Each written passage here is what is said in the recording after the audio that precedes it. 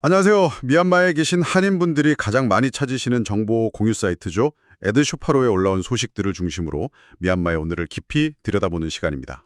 네, 오늘 잔료들을 보니까 정말 여러 갈래의 이야기들이 얽혀 있더라고요. 그렇죠.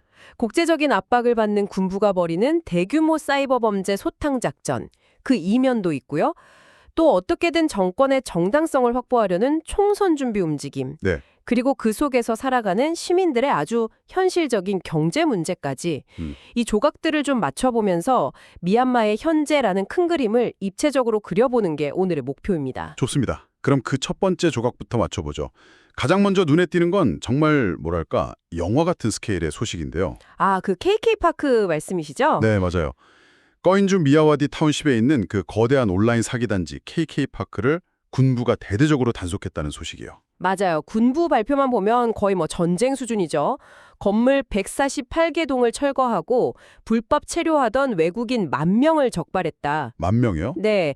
심지어 4층짜리 건물 27개, 호텔, 병원까지 다 파괴했다고 하니까요. 이 KK파크라는 곳이 워낙 그동안 국제적인 사이버 범죄의 온상으로 지목되어 왔거든요. 그렇죠.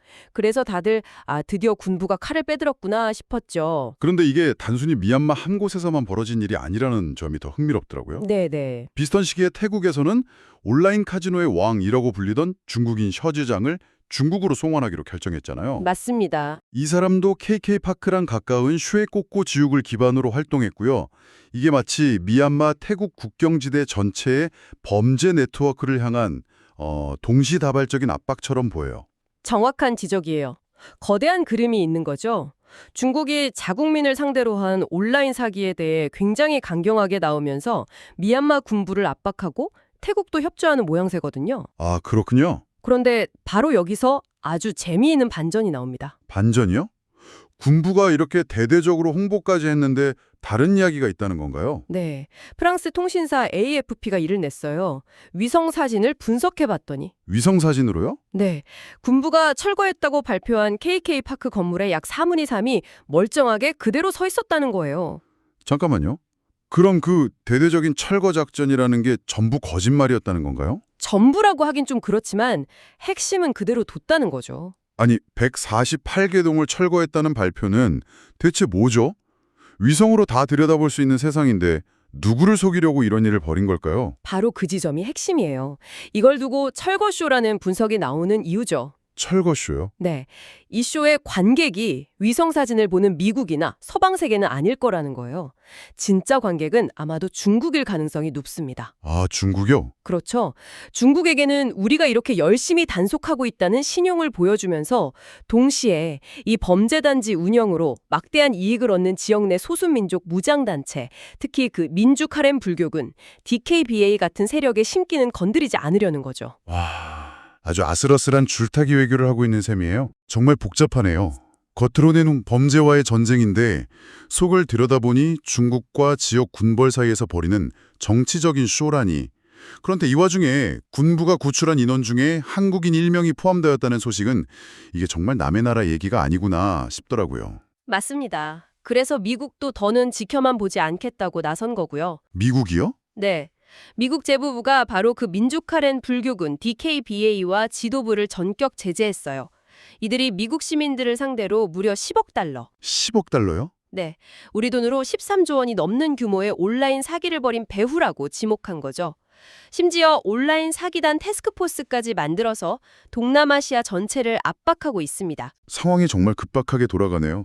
국제사회의 압박이 이렇게 거세지면 범죄 조직들도 좀 위축될 수밖에 없겠는데요? 글쎄요. 그게 그렇게 간단하지가 않아요. 이미 KK파크에서 쫓겨난 조직들이 다른 지역에 새로운 거점을 마련하려고 움직인다는 소문이 파다하거든요. 아, 이건 마치 두더지 잡기 게임 같아서 한 곳을 누르면 다른 곳에서 튀어나오는 식의 그런 끊임없는 순환이 될 가능성이 아주 높습니다. 이런 국제적인 범죄 문제와 외교적 압박 속에서 군부는 또 다른 그림을 그리고 있군요. 바로 내년에 총선을 치르겠다는 계획인데 이것도 참 앞뒤가 안 맞는다는 생각이 들어요. 그렇죠. 밖으로는 범죄 소탕 쇼를 벌이고 안으로는 정권의 정당성을 확보하기 위한 선거를 준비하는 그야말로 투트랙 전략인 셈이죠. 투트랙. 군정 대변인이 외국의 의견보다 자국민의 투표가 우선이라고 말한 대목에서 이들의 의도가 명확히 드러나요. 국제사회가 뭐라고 비판하든 우리는 우리가 할 길을 가겠다는 선언이죠. 전자투표기 MEVM을 도입하고 국제 참관단까지 초청해서 투명성을 강조하겠다고 하는데 공정한 선거를 말한다는 게 좀 아이러니하게 들리네요. 바로 그게 핵심입니다. 이건 결국 자기 합리화의 과정이에요. 미나옹 hlaing 최고사령관이 직접 나서서 국민교육과 총선 참여를 강조하는 연설을 하고 있는데 사실상 선거운동을 시작한 거죠. 아, 벌써요? 네. 우리가 일으킨 쿠데타는 2020년의 부정선거를 바로잡기 위함이었고 이제 우리가 공정한 선거를 통해 새로운 민주주의를 열겠다는 그런 서사를 만들고 싶은 거예요. 하지만 과연 미얀마 전역에서 선거를 치를 수 있는 상황이긴 한가요? 군부의 통제력이 미치지 못하는 곳이 훨씬 더 많지 않나요? 정확히 보셨어요. 현실은 그들의 바람과는 전혀 다르죠. 예를 들어 라카인지에서는 군부에 맞서 싸우는 소수민족 무장단체인 아라칸군 AA가 강제 징집을 하고 있는데요. 네.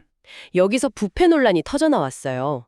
돈이나 인맥이 있으면 병역을 면제받는다는 증언이 나오면서 내부적으로 신뢰가 흔들리고 있죠. 군부에 저항하는 세력 내부에서도 이런 문제가 발생하고 있다니? 상황이 정말 단순하지가 않네요. 네, 미얀마의 비극이 바로 여기에 있어요. 선과 악의 구도가 아니라 여러 세력이 각자의 이익을 위해 싸우는 복잡한 구도라는 거죠. 또 다른 예로 션주 북부의 모국 타운십에서는 휴전협정에 따라 땅 민족해방군 TNLA라는 또 다른 무장단체가 철수했는데 그러자마자 주민 수천 명이 피난길로 올랐어요. 철수했는데 왜요? 군부가 다시 이 지역을 장악할 거라는 공포 때문이었죠. 이 과정에서 버스표 가격이 순식간에 5배나 폭등하기도 했고요. 이런 혼란 속에서 무슨 수로 공정한 전국 선거를 치르겠어요? 이야기가 조금 무겁게 흘러가고 있는데요. 잠시 숨을 고르자면 저희가 지금 나누는 이 이야기들이 미얀마의 복잡한 상황을 이해하시는데 조금이라도 도움이 된다면 좋아요와 구독으로 응원 부탁드릴게요. 네, 여러분의 생각이나 질문을 댓글로 남겨주시는 것도 저희에겐 정말 큰 힘이 됩니다. 맞아요. 여러분의 참여가 저희가 더 깊이 파고들 수 있는 원동력이 됩니다. 자, 그럼 다시 본론으로 돌아와서요. 이렇게 정치, 군사적으로는 한치 앞을 내다보기 힘든 혼돈의 상황인데 의외로 경제 분야에서는 뭔가 활발한 움직임이 보이는 것 같아요. 맞아요. 가장 대표적인 게 오는 12월 양곤에서 열리는 국제 섬유 앤드 기계 박람회예요. 아, 박람회요? 네, 중국 기업만 100여 개가 참여한다고 하니 규모가 상당하죠. 중국과의 경제 협력을 강화해서 돌파구를 찾으려는 거군요. 그 이상의 의미가 있습니다. 이건 군부의 탈달러 전력과 직접적으로 연결돼요. 탈달러요? 네. 미국의 경제 제재 때문에 달러 거래가 막히니까 아예 중국 위안화를 통한 외국인 투자를 공식적으로 허용하려는 움직임을 보이고 있어요. 이 섬유 박람회는 단순히 물건을 파는 행사가 아니라 미얀마 경제를 위안화 경제권에 편입시키려는 거대한 전략이 일부인 셈이죠. 아, 그런 큰 그림이 있었군요. 고립을 피하기 위해 중국에 더 깊숙이 의존하는 길을 택한 거예요. 그렇다면 시민들이 피부로 느낄 만한 변화도 있을까요? 양곤의 교통체증이 심각하다고 들었는데 인프라 개발 소식도 있더라고요. 네, 그것도 보여주기 좋은 사업들이죠. 고가 고속도로와 외곽 순환도로 프로젝트를 본격적으로 추진하고 가동이 멈췄던 액화천연가스, LNG 발전소 2곳을 재가동해서 공단 지역의 전력난을 해결하겠다고 발표했어요. 수도인 양곤에 집중적으로 투자를 해서 나라가 안정적으로 발전하고 있다. 이런 이미지를 만들려는 의도가 명확히 보입니다. 어두운 소식들만 보다가 이런 소식을 들으니 조금은 다른 면도 보이는 것 같은데요. 사회문화적으로도 주목할 만한 소식들이 있더라고요. 특히 한국과 관련된 소식이 눈에 띄었어요. 그 미얀마 노동자들을 헤이, 같은 무례한 호칭으로 부르는 걸 막기 위해 한국에 입국할 때부터 이름표를 달게 했다는 소식 말씀이시죠? 네, 맞아요. 정말 작지만 아주 의미 있는 변화라고 생각해요. 한 사람의 인격을 존중하는 최소한의 장치니까요. 그리고 미얀마 현지 한인사회의 움직임도 인상 깊었어요. 최근에 지진을 겪으면서 위기 대응이 필요성을 느낀 한인분들이 직접 한국구명구급협회와 손잡고 심폐소생술, CPR 교육을 시작했다고요. 아, 그랬군요. 네.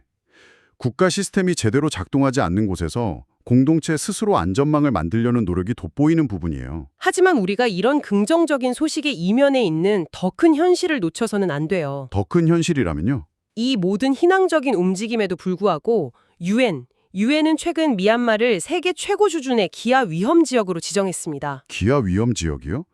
상황이 그 정도로 심각한가요? 네, 나라 전체에 360만 명의 국내 실향민이 있고요. 물가 상승률은 31%에 달하는 초인플레이션 상황이에요. 31%요? 겁니다. 정말 긍정적인 소식과 비극적인 현실이 공존하는 그야말로 모자이크 같은 상황이네요. 오늘 저희가 시간 관계상 모든 소식을 다루지는 못했는데요.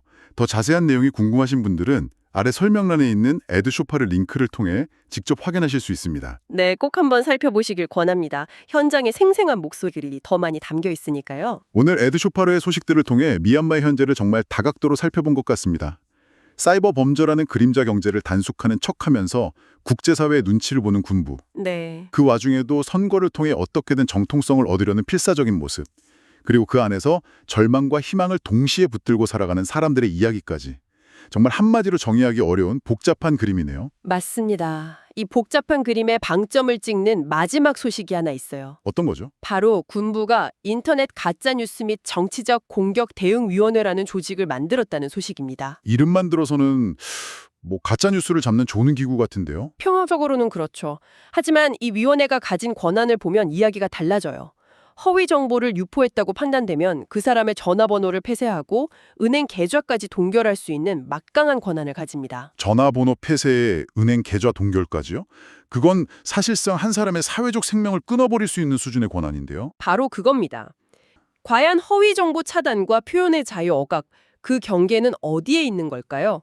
앞으로 미얀마의 선거 과정을 지켜보시면서 이 질문을 함께 고민해 보시는 것도 미얀마의 미래를 이해하는 중요한 열쇠가 될 겁니다.